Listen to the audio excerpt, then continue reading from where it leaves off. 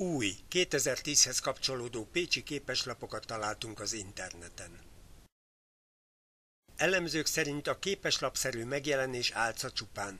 Valójában a képeket készítőik kulcsnak szánták az eddig spontánnak tűnő rejtélyes jelenségek megfejtéséhez. A képek úgynevezett art hackerek eddig láthatatlan tevékenységét valószínűsítik. A közterek megújításának folyamatában a köztéri művészeti eszközök, kifejezésmódok nem kaptak elég megmutatkozási lehetőséget. A hackerek beépültek a közterek kivitelezőinek alvállalkozói közé. Egy oknyomozó újságíró utána ment a képeken látható alkotások hátterének, és elküldte nekünk rövid, összegző megállapításait. A Ferencesek utcai forgatag. A forgatag szó sugalt és valódi jelentése között nincs logikai kapcsolat. Kövek ugyanis nem lehetnek forgatag szereplői. A környék lakói az elhúzódó vita semleges kompromisszumaként mégis így nevezik a különös képződményt. A vitázók egyik csoportja úgy véli, hogy máshol eddig még nem tapasztalt megújuló földenergia megjelenési formájával lehet dolgunk. A másik csoport szerint az elhagyott bányajáratokban kifejlődött és a városi környezethez vonzódó betonvakondként emlegetett vakond mutáció lehet a jelenség mögött. Mindkét vélekedés lehetséges magyarázat arra, miért fordulnak ki a kövek újra minden javítás ellenére. Lábatlan fal. A Kossuth téri építkezés kapcsán néhány szemtanú egy Mechelek-Radirpók konzorcium ismétlődő feltűnéséről számolt be. Jelenlétüknek azonban semmilyen írásos bizonyítéka nem lelhető fel. A Radirpók jelenlétét valószínűsíti a köveket rögzíteni hivatott rozsdamentes acélszerelvének hiánya, illetve az a heroikus küzdelem, amelynek nyomai a ragasztóra ragasztott ragasztó alkalmazásában mutatkoznak meg.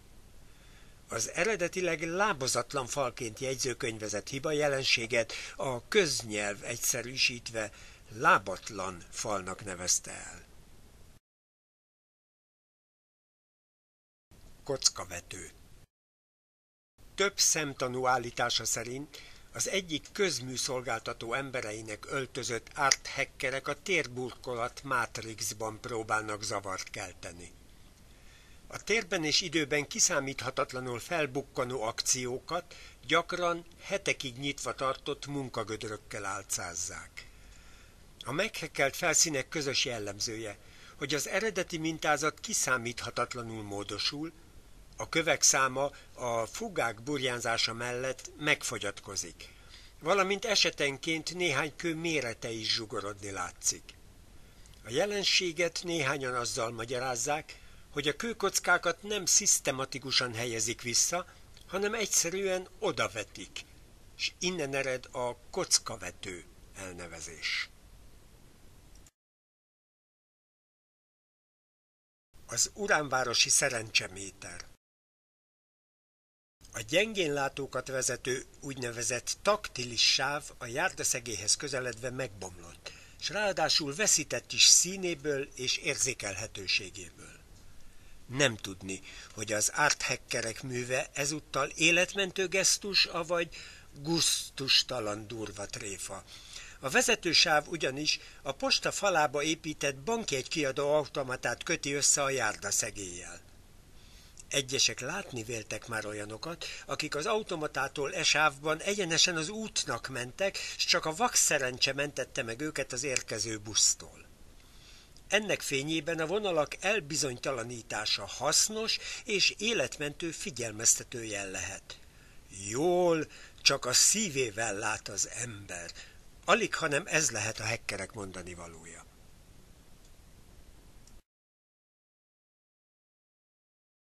A kínai kisfal.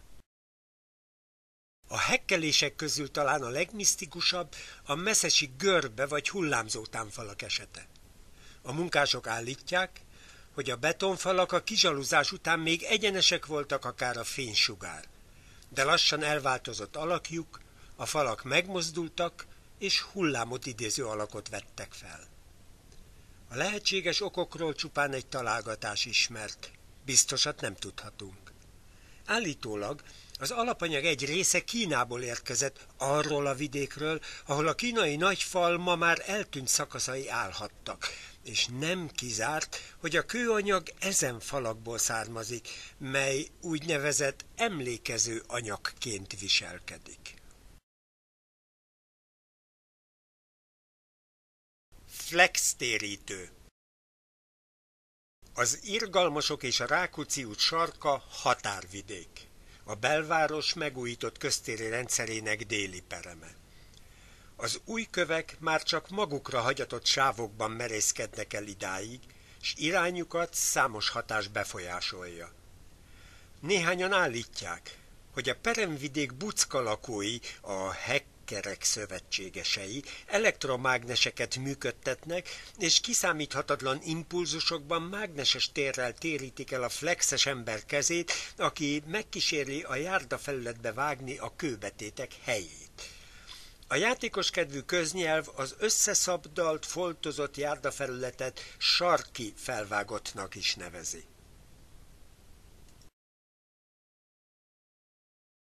Greetings from Page Beach. Ez az árthekkelés mindközül a legelvetemültebb és legfájóbb. A műanyagdézsás délszaki növények, leánderek és pálmafák kihelyezése minden bizonnyal a pécsiek kigúnyolása, amiről ők maguk mit sem tudnak. Nem tudni, hogy a hackereknek van-e közük ahhoz, hogy a téren, a tervezés során eltűnt a zöld. A folyamat végén azonban a pécsi városlakókat nevetségtárgyává tenni már meghalad minden jó ízlést. A pécsiek közül sokak ugyanis e gúnytól boldogabbak lettek, mintha a valós probléma megoldódott volna.